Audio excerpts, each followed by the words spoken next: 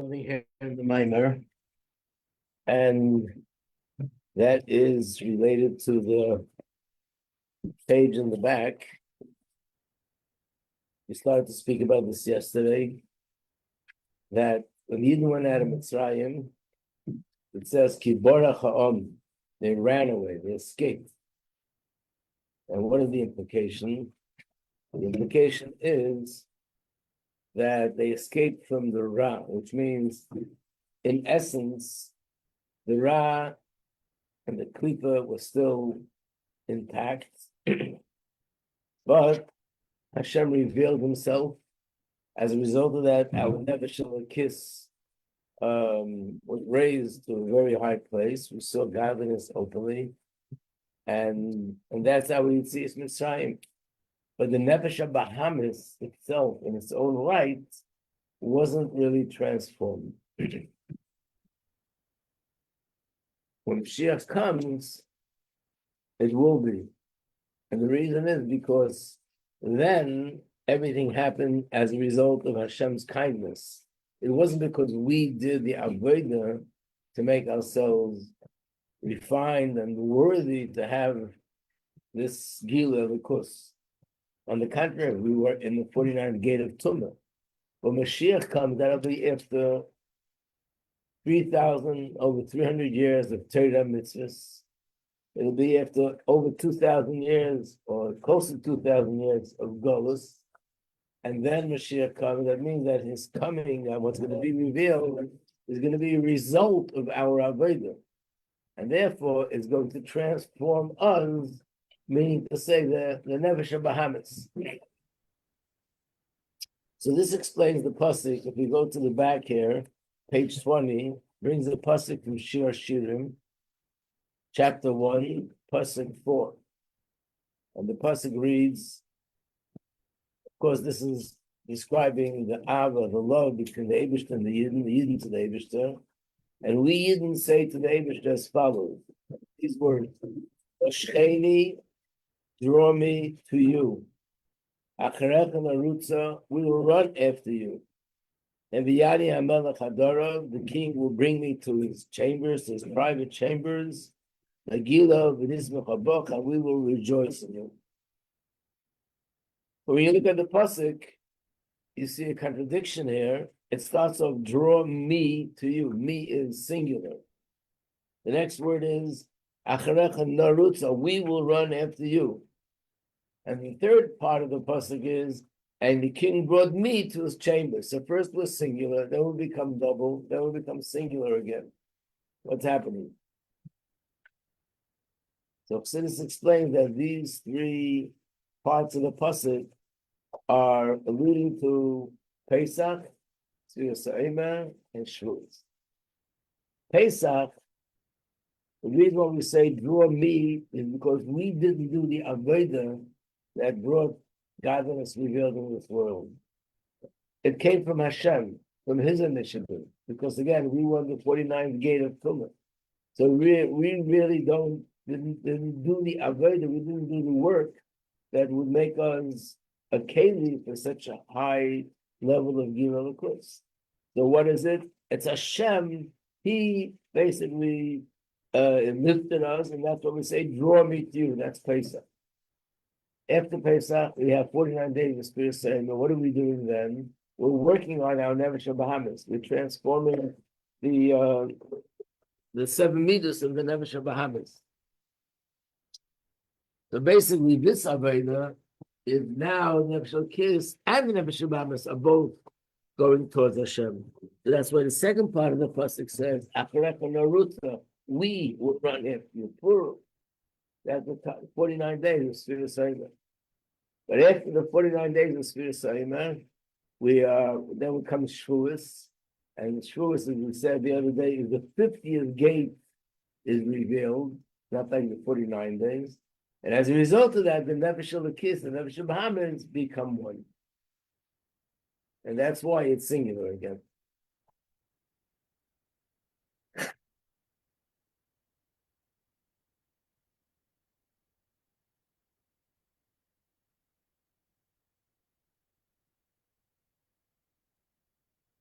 I told this to you yesterday, but I think it fits into what we're talking about now. There was once a student here. Her name was Judy. Her Jewish name was Yehudis. So the way she described her journey, so to speak, she said that when she first got involved in Yiddishkeit, she got very excited. She changed her name to Yehudis. And Judy was no more. That's it. Now it's Yehudis. And then she said, and she was learning and davening and learning Torah mitzvahs. After a while, eventually, it became Judy and Yehud. Oh no, in the beginning it was Judy and Yehudis. Then it became only Yehudis and there's no Judy. And then Yehudis and Judy became one person. Basically meaning to say that initially got so excited by Yiddishkeit, I sort of let go that other part of me, forgot about it, and neglected it and ignored it, and as if it doesn't exist. I'm just totally obsessed and inspired by Torah and mitzvahs. And then comes a point where you realize you have to like come down a little bit, and there's both. But then it comes to a point where it's not two things, but it becomes one mitzvah. It becomes one. That's basically what this is. Pesach, Siyosema, and then comes Shavuos. So on page 21, I made a little chart that help remember the three things. Moshcheni, it's Pesach, Nefesh L'Kis alone. However, in the language of Chassidus, it means Pesach is a Srusa de La'ela. The fact that we were inspired is exclusively from above. That's called the Srusa de La'ela. And then on Sfiras Ha'omer, the 49 days, we're doing what's called the Srusa de La'tata. We're making taking initiative from our end to transform the Nefesh Bahamas. And then our Shavuos is a Isrusa D'Leila that's higher than the original Isrusa D'Leila, because we did all this avodah that we did. Okay. So really we should be starting a new Maimer now, but being that it's Erev Lag BaOmer, so we'll learn something about Lag BaOmer, so we can be a little bit more prepared. Then give out the sheet.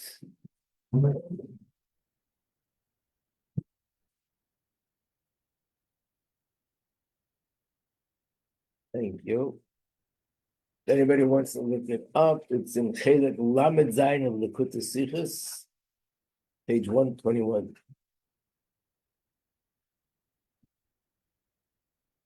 The Sikh itself is in Yiddish. However, the part that we're going to be learning mostly is in Hebrew, and it's going to be in the footnotes on the bottom. But let's start. Thank you. Starts off like this. It's a Minig Yisrael, 30. And this minig is an ancient minig from years back. That on Lag BaOmer, it's Yom Hilula Rashbi, the yard site of Reb Shimon Bar Yochai. It's also referred to as Yom Simchased Rashbi, the day of Simcha of Reb Shimon Bar Yochai. Reb Shimon Bar Yochai requested that this day be celebrated with Simcha, like a wedding, no less than like a wedding. The day that he passed away should be celebrated like a wedding. Which means we occupy ourselves specifically with children, Jewish children, little boys and little girls. And they go out into the field, or they go out in Talucha, which is a parade, and you make a party for them. And this is all in honor of Shimon Bar Yochai. So basically, the Rebbe is going into, on the bottom, this is the part that we're going to be learning now. Why is it that Lag BaOmer is a day to focus so much on children? The Rebbe gives about 5 reasons. That's what I found here. Maybe there's more. But I have to give a little introduction. The introduction is that it says in Gemara, one of the sages said to another one of the sages, the world is not sustained by my Torah study and not by your Torah study. You know what sustains the world? Hevel Tineke Shel Beis Rabba, which means the breath that comes out of the mouths of little children when they study Torah, that's so pure and so innocent. This is what sustains the world. It means that little children, when we say little children, by the way, In Torah, generally speaking, it's a boy under the age of bar mitzvah and a girl under the age of bas mitzvah. When they learn Torah, this is very precious to Hashem. And we see this in many areas. But one of the places where you see it more than anything else is in a halacha. There's a halacha that when Mashiach comes and we're going to want the Beis Hamikdash to be built, and in general, the halacha is a halacha, which means this applies when the first Beis Hamikdash was built, the second Beis Hamikdash, and this applies when the third, because there's a question about the third. Will we build it? Will Hashem send something down from Shemayim? And I think in the Rebbe Sichos, the Rebbe reconciles both opinions. There'll be a part that will build, there'll be a part that Hashem will send down from Shemayim. So in terms of the part that we build, who's obligated to participate in building? The Rambam writes everybody. Everybody needs to do whatever they can to help build the Beis Hamikdash, and it should be built as soon as possible. So I guess some people can physically build, some people could help by giving money towards the building, some people can help with ideas or whatever, everybody their own way. There's one group of people that will not be involved in building the Beis Hamikdash. Who are they? Those that teach little children. Because we don't cancel little children's learning, even for the purpose of building the Beis Hamikdash. I remember that everyone spoke about it and said, but what could be more important than building the Beis Hamikdash? And obviously, if whatever these people will do makes no difference, we don't need a halacha. It makes no difference anyway. So it must mean that even if it makes a difference, which means if more people participate, it'll be built a day earlier, a week earlier, or who knows what. So therefore, we're saying that it's more important that these children learn than the Beis Hamikdash should be built. How could you explain that? And the Rebbe explained that apparently learning of children is so precious to Hashem that'll bring bracha into our building, that'll be more successful than it would have been if the children would have stopped learning and get involved in the building.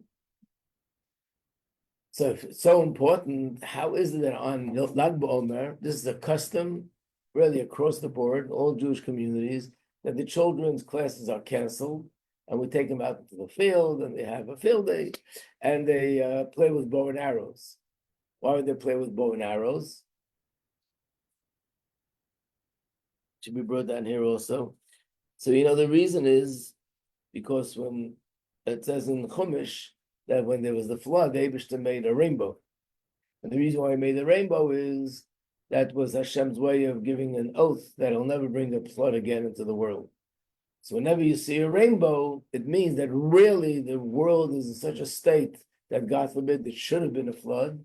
But because Hashem made a promise, therefore there's no flood. And that's what the rainbow is. So really seeing a rainbow is not such a good sign. So when people see a rainbow, you go call everybody, look, I saw a rainbow. Really, it's not such a big sign. On the other hand, I just want to add, so I don't walk away with a misconception, that there's a sikh from the Rebbe that today, when we look at the rainbow, it's actually a sign. And the Rebbe brings a source from the Zohar, that all the beautiful colors in the rainbow, how they're associated to Mashiach. So you could see the rainbow, tell everybody about it. By the way, you make a bracha when you see a rainbow. Anyway, in the generation of Reb Shimon Bar Yochai, throughout his whole life, there was never even once a rainbow. Why not? Because he was such a tzaddik that his merit protected the generation. There was never a time that there would have been a flood. So in order to sort of allude to that, they would play with the rainbow, with the bow and arrows. But again, it's children. It's all about children. So what's the question is, why so much emphasis on children? Why do we go out into the field, by the way? Anyone know the reason for that? What? Didn't he go out into the field to rush? Help somebody before he left the cave? Yeah. Right. I think it's referring to the cave itself. That was, he left the city, he left the normal life, went out when nobody else is in the field itself. He hid in a cave that no one should know where he is. So to commemorate that, we also go out into the field. So let's go into so number one is we see that the children are the emphasis. So let's look here in the bottom where it's in Hebrew.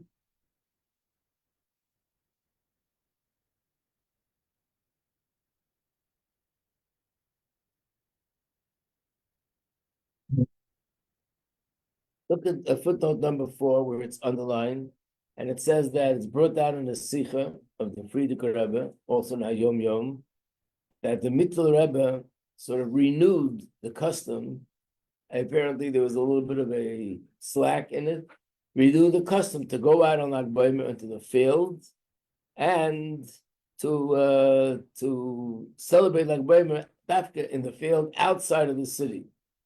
Number 5, it's also known the minhag, the custom, that children play with keshes, with a bow and arrow. So in the word, I didn't mention that the word keshes, which is the word for rainbow, is the same word for a bow and arrow. And again, you see where it's underlined, where Rebbe brings down that it's davka shaykh l'tinekes, to children. So here comes reason number 1. I marked them down. Reason number 1 is that these, I mean, I should have given this Hagdama. So we know that Lag B'Omer, there are 2 reasons why this is a yontif. One is mentioned in Shulchan Aruch, one is not. The one that's mentioned in Shulchan Aruch is the general reason that's known, that Talmidei Rabbi Akiva unfortunately died in this time period, and that's why it's a time of mourning. We don't make weddings now. And on the day of Lag B'Omer, it stopped. There was a plague, such a big plague that 24,000 students unfortunately passed away. And when was it? In a very specific period between Pesach and Shavuos. But that one day is the one day that nobody passed away. Did it mean that from that day on it stopped? Or it was an island, it went on before and after, but on that day it stopped? I think there are different opinions about that. But that's the reason why it's considered a yontif. We make weddings, you take haircuts, you can do things that we didn't do before because of this reason. So really, the reason is more of a reason not to be mourning, but it's not so much of a reason to be besimcha. The reason why there's simcha, dancing and singing all night long, is for a second reason, and that basically comes from the Arizal. The Reb Shimon Bar Yochai, when he passed away, he said that he wants his day of passing to be a day of rejoicing, like a wedding. In fact, the word hilula in Aramaic means a wedding, celebrating a wedding. And Arizal, I think he's the one who initiated the custom to go to me, be by the Reb Shimon Bar Yochai's kever, and there should be dancing and singing there. And from that point on, this custom became, today, like probably 1 million people go there, and people from all walks of life go there. It's a very known, accepted thing. But mainly this began to be celebrated by Chassidim and by Sfardim, because Sfardim go according to the Zohar, they study Kabbalah, and Chassidim study Chassidus, which is all based on Zohar, Reb Shimon Bar Yochai. So, but nevertheless, being that we have the basic reason that the students of Rabbi Akiva died because of the fact that there was a lack of kavod for one another, there was something missing. So therefore, it's a day that should be celebrated by students. And that's why mainly it's emphasizing children, which are students in yeshiva.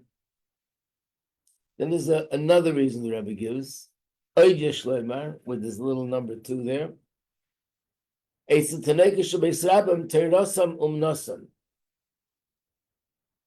Terasam umnosam is a phrase found, you see it's in quote, it's a phrase found in Gemara, that the Gemara says that many people tried to follow the path of Reb Shimon Bar Yochai, terasam umnosam, but they did not succeed. What's terasam umnosam? Umnos means occupation. They had no other occupation. They did not do anything for parnasa. They would just learn all day long. And in other words, think of Reb Shimon Bar Yochai when he was in the cave. Of course, there was nothing else going on. He and his son were learning together for 13 consecutive years. Even when he went out of the cave, which means he went back to a normal setting, nevertheless, his occupation was totally and completely terasim v'nosam. The Gemara says other people tried to follow, but it's not a derech, it's not a path for a regular person. Not even a path for a regular tzaddik. It's only a path for selected individuals in a generation, and that was Reb Shimon Bar Yochai and a few others. So where do we find something that's at least in some way similar to that is children. Why children? Because they don't have any occupation and they don't have any worries about parnasa. I don't remember if I told you the story or not, But years ago, when a boy became bar mitzvah, the boy and his whole family would go into the Rebbe for a bracha. So when I became bar mitzvah, I went into the Rebbe for a bracha with my family. And the Rebbe asked me, are you going to say a mimer by the bar mitzvah? Every bar mitzvah boy says a mimer. It's a mimer that the Frierdiker Rebbe said. It's a mimer that the Rebbe Rashab said. And every bar mitzvah bracha, the Rebbe once gave a hira that every bar mitzvah bracha should say this mimer by their bar mitzvah. So I prepared the mimer. Now the Rebbe asked, are you saying it? That I didn't expect. The Rebbe should say to me, so say it, let me hear. So I started saying the mimer. Now the mimer begins with the medrash, and the medrash says, the Yidden told Hashem, we'd love to be learning Torah day and night, but we have no time. So Hashem will say to the Yidden, if you observe the mitzvah of tefillin, I will consider it as if you're learning day and night. That's how it starts, the first paragraph. So I said that whole piece. When I finished this line, the Rebbe interjected, and he continued with the niggin of the mimer, like I was saying it. And he said, but you don't have any worries about parnasa. You can study Torah day and night. You can't get away with two. It's in Yiddish, of course.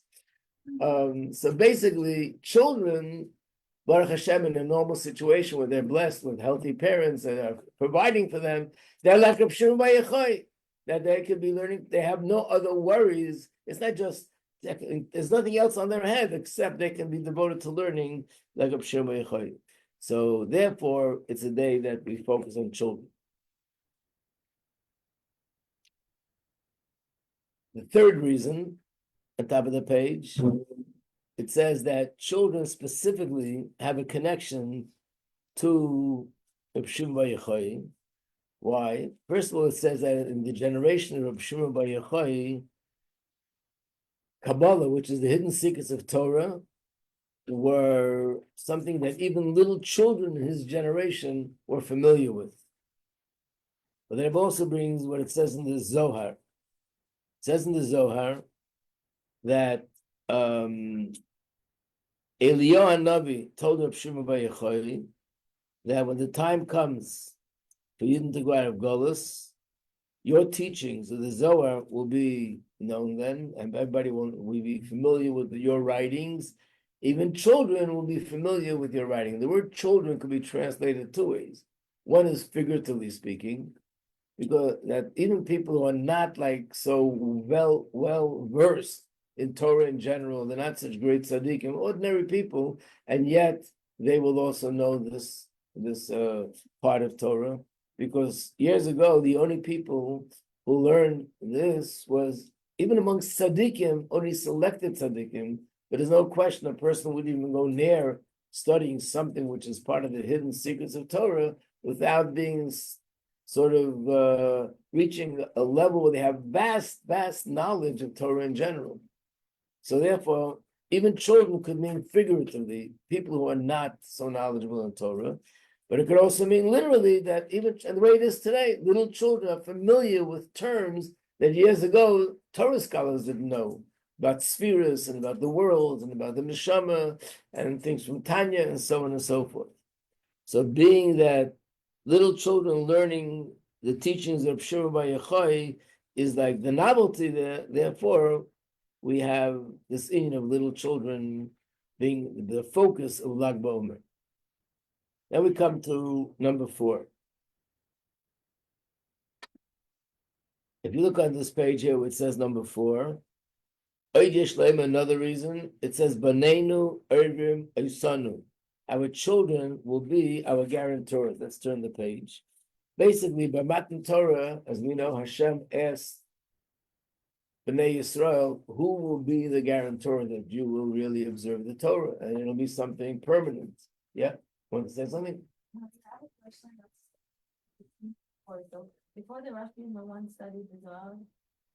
Of course, you wrote. No, you wrote the Zohar, right? But people studied the hidden secrets of Torah, but it was very selected people, right?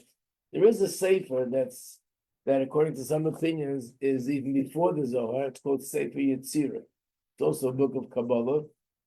And some say it was written by Avraham Avinu, and some say it was written by Adam Rishon, and some say it was written by Rabbi Akiva. Rabbi Akiva, by the way, was the teacher of Shimon Bar Yochai. So then there is that sefer which precedes Reb Shimon Zohar. But even then, even the time of the Rashbi, it was generally studied only by selected people. But before him, we don't even know much about anything, what happened before with the hidden secrets of Torah. That's how hidden it was. So the Yidden offered to the Eibishter that the prophets will be our guarantors. Hashem said, no, not good enough. Our elders will be the guarantors, not good enough. And then they finally said the children will be the guarantors. And Hashem said, that I'm accepting. Which means if children are studying Torah, then we know that the Torah will be permanent and eternal. If Chas v'Shalom children don't study Torah, then there's no future.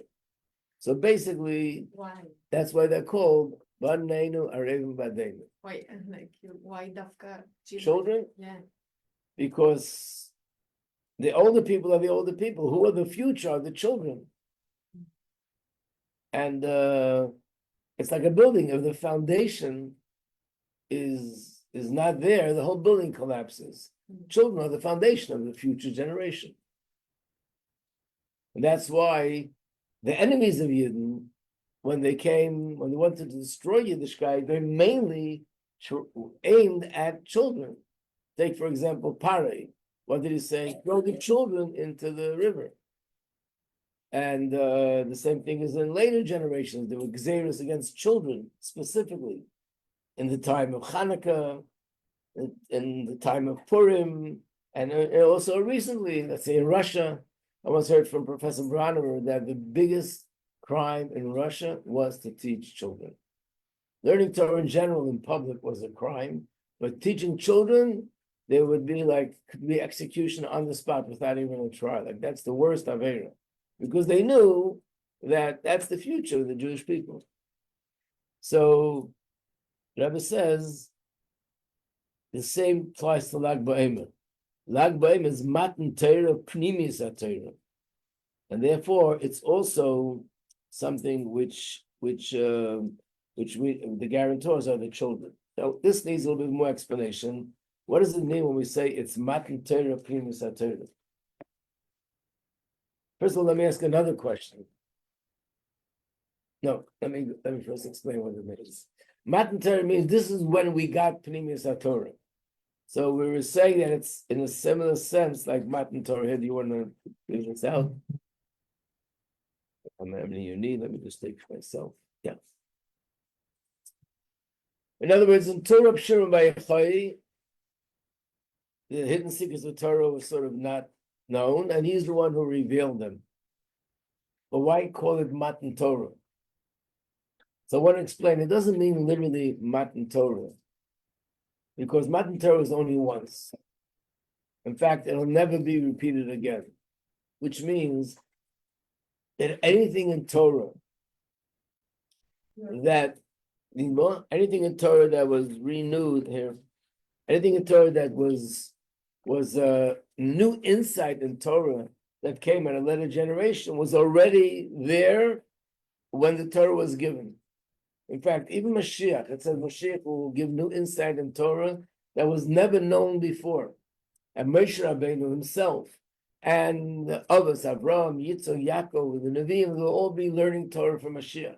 Even then, and that'll go on forever, even that, everything we'll teach is all included in what was given in Matan Torah. So when we say the word that it's Matan Torah, it's, in a sense, figuratively speaking, it's the same idea as Matan Torah. What does it mean, the same idea? That even though everything was given when the Torah was given at Har Sinai, but it wasn't revealed in this world. It remained in Shamayim. It wasn't really revealed in this world. It came down to this world in a hidden way, not in a revealed way. And the first one to reveal it was Reb Shimon Bar Yochai. To be more specific, the sheet that I gave out to you has two sides. One side, on top of the page, it's a pasuk from Tehillim. It says, Gal Einai, open my eyes, V'abita nifleis b'teresecha, and I will see the wonders in your Torah. So this is alluding to the secrets of Torah. When you say the wonders in Torah, it means the secret of the Torah, the hidden secrets, the Kabbalah. And the word is Gal Einai, open my eyes. Gal are the same letters as Lag BaOmer, Lamed Gimel, 33. Some of you might know there's a certain the Babich Chassid in Israel that he teaches Kabbalah and he has a whole organization. The name of his organization is Gal Einai, based on this pasuk. But there's another pasuk on the other side of the page, and that pasuk is a story with Yaakov and Lavan. That Lavan was chasing after Yaakov because he left him with his daughters and with everything, and he was pursuing him. Then he had a dream. Hashem came to him in a dream and said, "Don't you dare touch Yaakov and don't do anything to him." So then he knew that he wasn't allowed to do anything, but he made up with Yaakov that we're going to sort of make a peace treaty, and there's going to be an arrangement that you don't go to my territory and I don't go to your territory. What do? They took rocks, pile of rocks, and they put it down as a separation and a barrier to separate between me and Yaakov. And that's the pasuk. If you look at the pasuk, the other side of the page, they have two psukim there. Vayayme Lavan Yaakov, and Lavan said to Yaakov, "Ine Hagal Hazeh, this pile of rocks is a monument which I put down between me and you." The next pasuk reads, "This pile of rocks is a witness, and this monument is a witness that I will not pass the pile to go to you, and you shall not pass the pile to come to me." In other words, we won't interfere with each other. But it wasn't a wall; it was a pile of rocks. That's why it's called Gal, not a wall. And of course, there's explanations why did he choose to use this as a symbol. But what we see is the word Gal. So it says in Chassidus that the same thing is with the hidden secrets of Torah. Before Pshurim B'Yachai, there was a spiritual Gal, a spiritual pile of rocks, meaning something spiritual, which was also like a barrier blocking that the hidden secrets of Torah cannot come down openly to this world. Reb Shimon Bar Yochai, he was the one that removed that barrier, and from his time and on, it was able to become revealed. And that's why we refer to it as Matan Torah.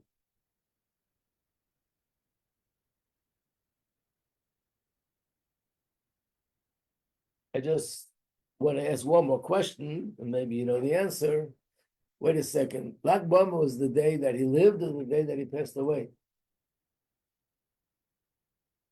So the Matan Torah day should have been not the day that he passed away, it should have been the day that he was born, bar mitzvah, married, the day that he started to teach. Why is it the day that he passed away when it all stopped?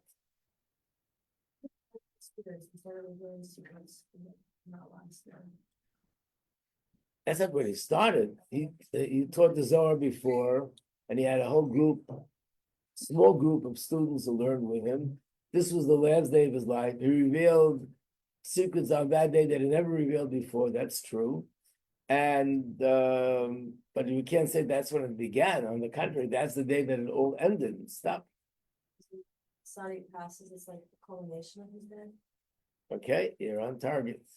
So there's a chapter in Tanya where the Alter Rebbe speaks of the passing of a tzaddik.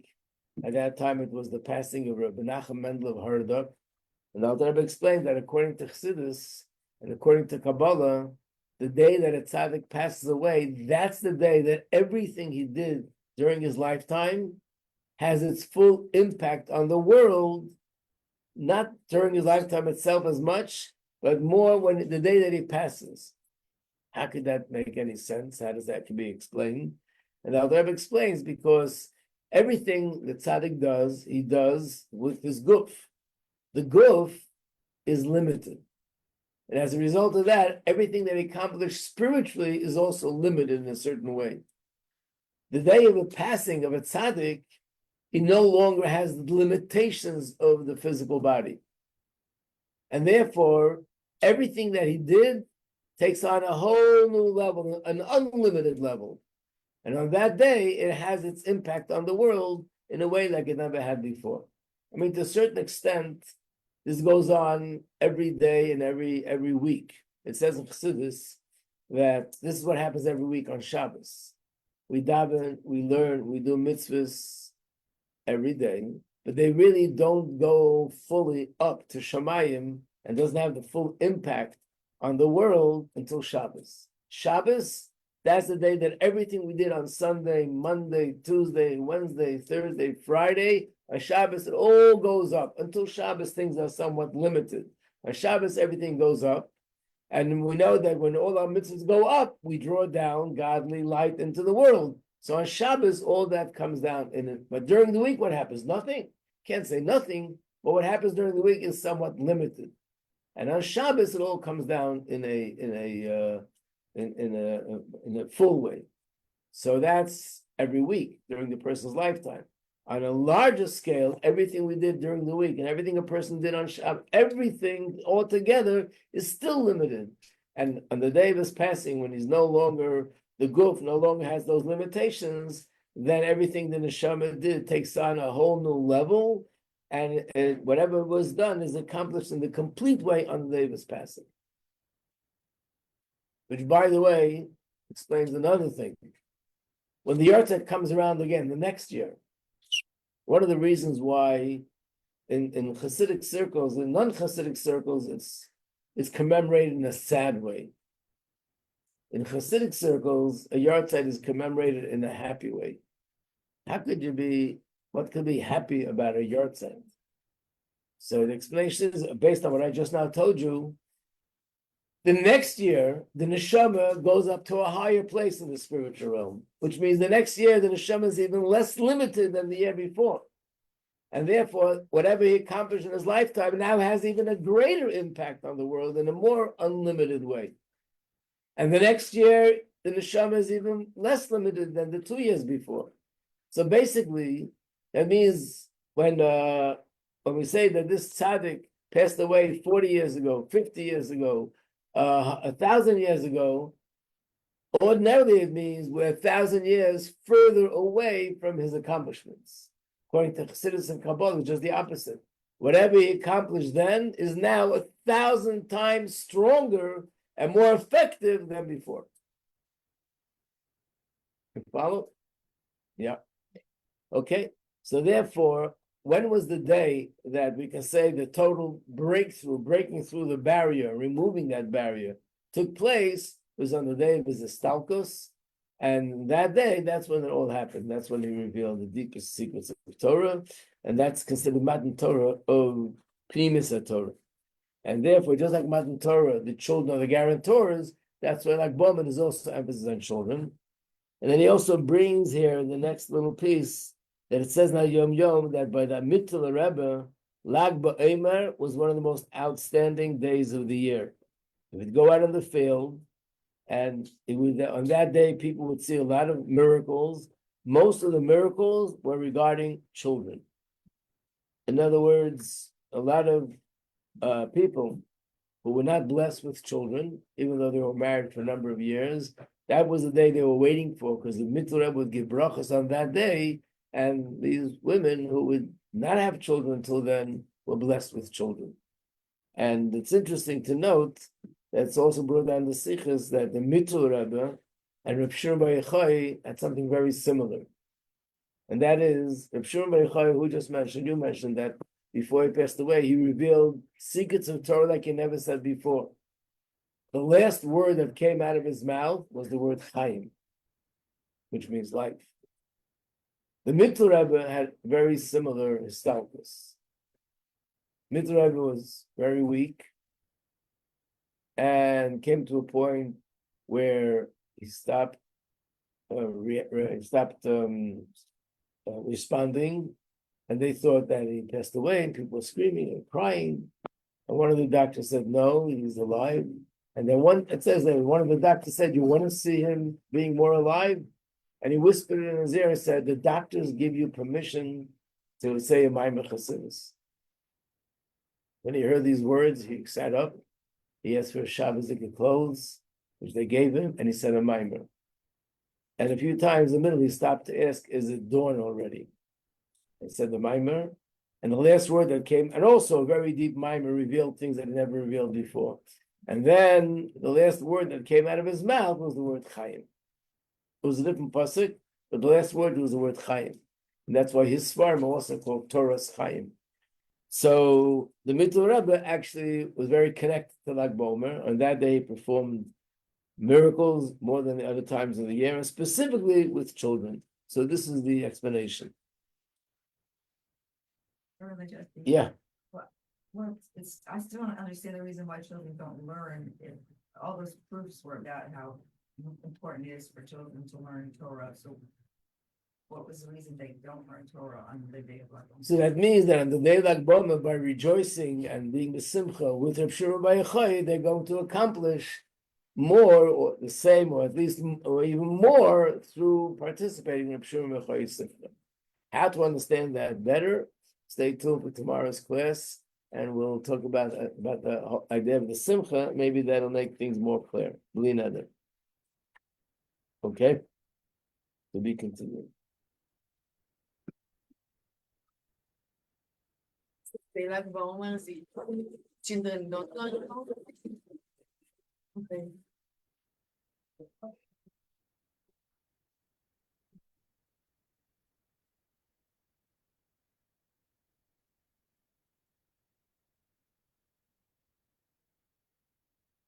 You. Did I ask? We have to get it? You can take it. It's okay. No, actually, I'm not really. Yes. Now this is great.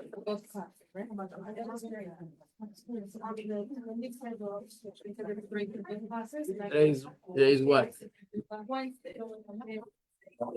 Right. I'm more confused with the schedule. I'm teaching Shira Gula today.